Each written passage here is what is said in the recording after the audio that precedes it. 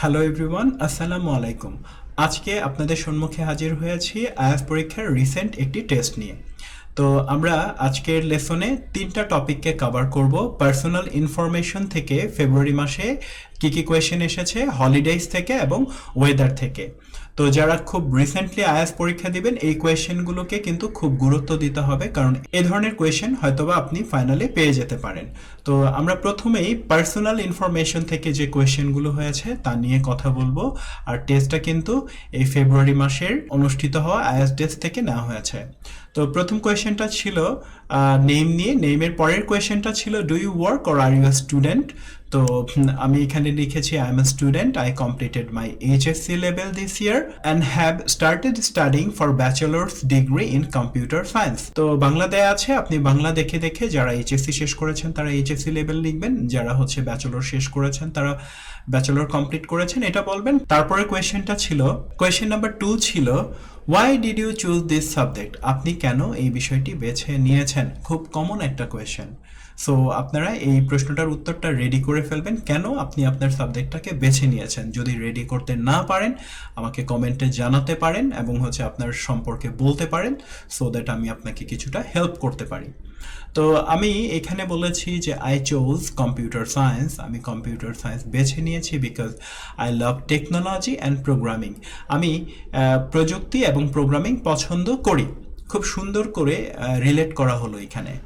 I enjoy solving problems. আমি সমস্যার সমাধান করতে উপভোগ করি অ্যান্ড লার্নিং এবং শিখতে পছন্দ করি হাউ কম্পিউটার ওয়ার্ক, কম্পিউটার যেভাবে কাজ করে। অলসো এছাড়াও this field has great career opportunities in future. ভবিষ্যতে এই ক্ষেত্রে আরও ভালো ক্যারিয়ারের সুযোগ রয়েছে। পার্সোনাল ইনফরমেশন থেকে এই দুটো প্রশ্নই জিজ্ঞেস করা হয়েছে। তারপর আমরা চলে যাব হলিডেজ এবং ওয়েদার নিয়ে। এই দুটো টপিকই হচ্ছে আইএলটিএস স্পিকিং টেস্টের জন্য অত্যন্ত জরুরি।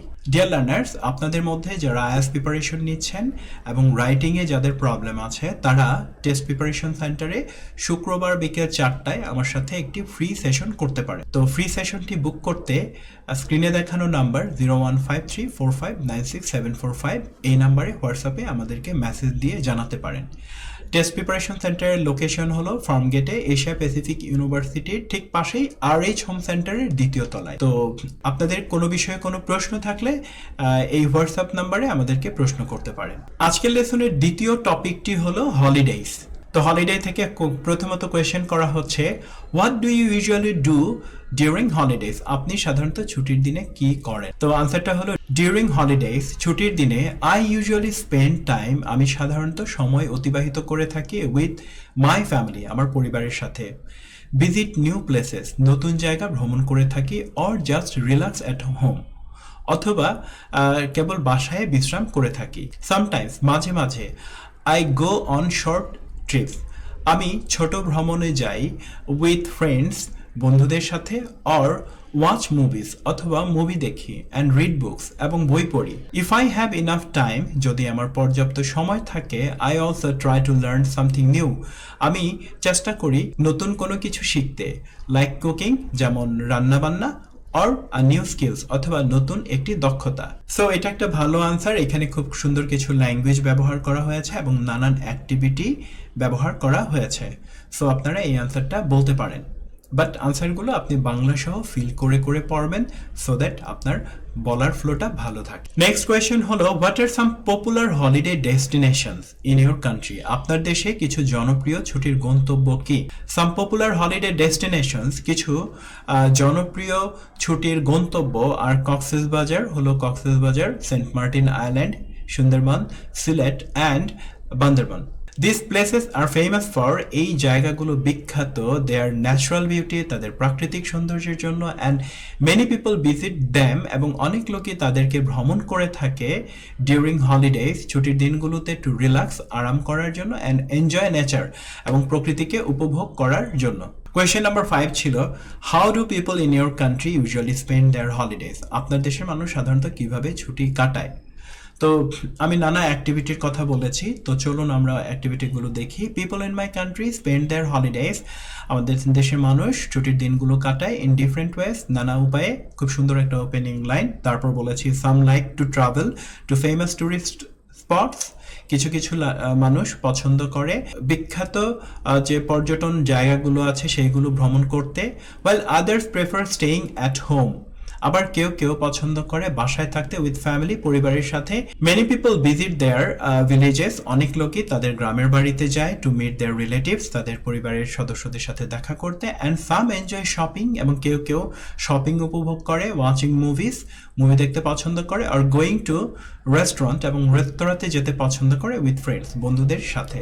এই উত্তরে খুব সুন্দর কিছু অ্যাক্টিভিটি মেনশন করা হয়েছে, তাই ফিল করে করে সুন্দর করে পড়ে ফেলুন। ওয়েদার নিয়ে 3টা কোয়েশ্চেন জিজ্ঞেস করা হয়েছে। প্রথম কোয়েশ্চেনটা ছিল what's the weather like in your country, আপনার দেশের আবহাওয়া কেমন। ইন মাই কান্ট্রি বাংলাদেশ, বাংলাদেশে the weather is mostly warm and humid, আবহাওয়া সাধারণত উষ্ণ এবং আর্দ্র। উই হ্যাভ 6 সিজনস, আমাদের 6টি ঋতু রয়েছে, বাট দ্য মেইন ওয়ান্স আর, মূল ঋতুগুলো হলো সামার গ্রীষ্ম, রেইনি সিজন বর্ষাকাল, অ্যান্ড উইন্টার এবং শীতকাল। সামার ইজ ভেরি হট, গ্রীষ্মকাল হয় অত্যন্ত গরম বা উষ্ণ। মনসুন ব্রিংস হেভি রেইন, বর্ষাকালে প্রচুর বৃষ্টিপাত হয়। And winter is cool and dry, এবং শীতকাল থাকে শুষ্ক এবং ঠান্ডা।